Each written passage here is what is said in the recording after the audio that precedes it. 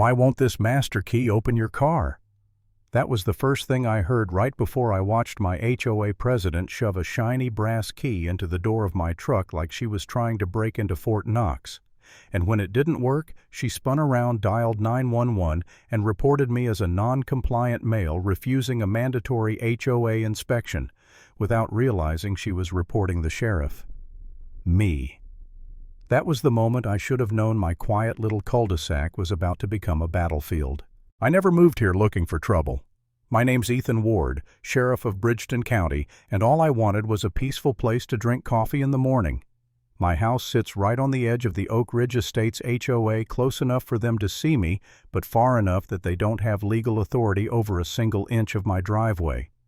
Unfortunately, Karen Dalton, the HOA president, saw those blurry lines as flexible.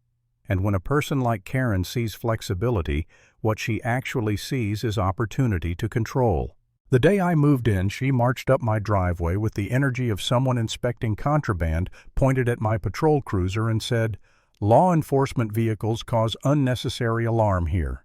That was her welcome message. I explained as politely as a person can, while holding a moving box, that my cruiser was fully legal. She smiled a tight fake smile, scribbled something on her clipboard, and walked off like she'd just filed a complaint against gravity. Within days, tickets started appearing on my windshield. Unauthorized government imagery. That meant the sheriff's badge on my truck. Then terrain modification because of tire tracks in my own driveway after rain. Reflective hazard because sunlight bounced off my chrome grille at the wrong angle. I started a binder. At the time, I thought it'd be funny to look at later.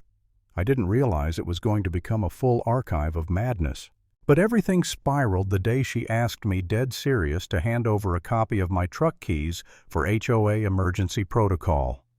I looked her straight in the eye and said, "Absolutely not." She blinked, recovered, and said the phrase that should be printed on the warning label for every HOA tyrant. "We'll revisit this." I should have known that meant war. A few weeks later, I walked outside at 7:12 a.m., coffee still hot, and found her bent over my truck door, shoving a master key into the lock. When it didn't work, because this wasn't a cartoon, she called 911. On me, the sheriff. When Deputy Ray arrived and greeted me as Sheriff, Karen froze like her brain was buffering. But humiliation didn't slow her down. It fueled her. The next morning, flyers exploded across the neighborhood, bright pink glitter glue, bold letters screaming, "Stop the non-compliant vehicle." My truck apparently was now a public menace. She taped notices on every mailbox claiming I refused HOA-approved vehicle safety protocols. She wanted a master key for every vehicle in the neighborhood. Every vehicle. My neighbor Mark knocked on my door holding one of the flyers. "Dude, what did you do?" I told him the truth. Apparently I existed in a way Karen found inconvenient. The next days were a storm of nonsense. Excessive vehicle presence, unauthorized reflective surfaces, driveway shadow. Imbalance, meaning the shadow of my truck was too long. I added each notice to my binder, but somewhere around shadow imbalance, I reached a point I hadn't felt in years. I was tired. Not physically tired, emotionally tired. Tired in my bones. I dealt with criminals, disasters, traffic accidents, but never in my life had I thought a suburban HOA president would be the one to break my spirit. Then came the wheel clamp. A giant yellow boot slapped onto my truck with a laminated tag announcing a $390 release fee. Karen strutted down my driveway like she'd shackled a dragon. "Perhaps now you'll learn to respect community authority," she said. Then added, "Your refusal to comply is endangering driveway harmony."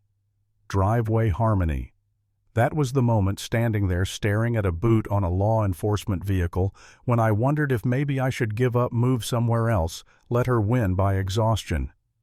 Maybe I was the idiot for thinking I could reason with someone who fined another neighbor because his headlights were too assertive. I actually sat on my porch that night and thought, is this worth it? Am I causing trouble by staying? That was the lowest point.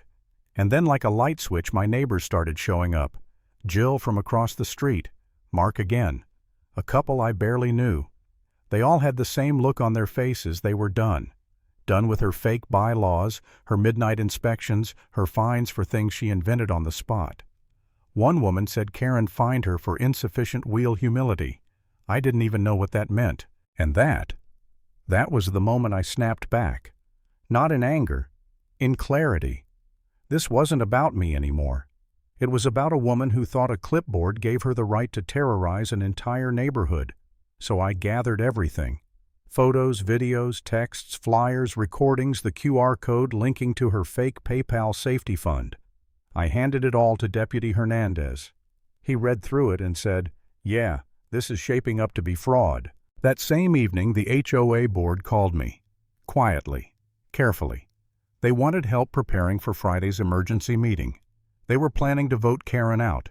They just needed proof she couldn't wiggle out of. Well, I had proof. Stacks of it. Friday's meeting was packed. People brought copies of their absurd violations. Someone even printed a poster of their wheel humility citation on a giant foam board. The room buzzed like a courtroom about to hear the verdict of the century. Then the doors slammed open. Karen marched in like a rejected reality TV villain, wearing a navy blazer and a fake earpiece that wasn't connected to anything. She tried to hijack the meeting. "I will be leading tonight's agenda due to heightened vehicular threat levels." Jill shut her down immediately. "Sit down, Karen." And shockingly, she did. When it was my turn, I stepped forward with one simple folder. No drama, no anger, just evidence. I showed them the photo of her trying to unlock my truck, the audio of her calling 911, the wheel clamp, the barricade she built across my driveway, the fraudulent Harmony Council packets, the QR code tied to her personal PayPal, the fake legal threats, the midnight measuring sessions recorded on my cameras. People didn't just gasp, they groaned. They were tired, embarrassed, disgusted, and united. The board member stood up and said the words we were all waiting for. We moved to vote on the immediate removal of Karen Dalton as HOA president. Hands shot into the air so fast, some people nearly fell out of their chairs. Only one person voted no Karen, and that didn't matter.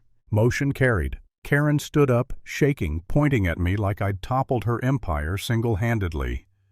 "This isn't over. You can't escape Harmony. I will return stronger than ever." She stormed out the door, slammed so hard the projector flickered. And just like that, the tension broke. People looked around, stunned, exhausted, relieved. I didn't celebrate. I didn't smile. I just breathed for the first time in weeks. 3 days later, deputies served her with a cease and desist order for impersonating an authority, issuing fraudulent documents, and attempting to collect illegal payments. She packed her things and drove off in her Prius without saying a word. That night I sat on my porch again with a fresh cup of coffee. No flyers, no fake violations, no neon flags lining my driveway. Just quiet, real quiet. The kind you don't appreciate until someone tries to take it away from you. And that's where the story ends. Not with a party, not with relief, not with victory. Just the simple, steady truth that sometimes standing your ground isn't about being brave. It's about refusing to hand your life over to someone who thinks a clipboard gives them power. Because real authority never comes from titles or threats. It comes from knowing exactly where the line is and refusing to let anyone cross it.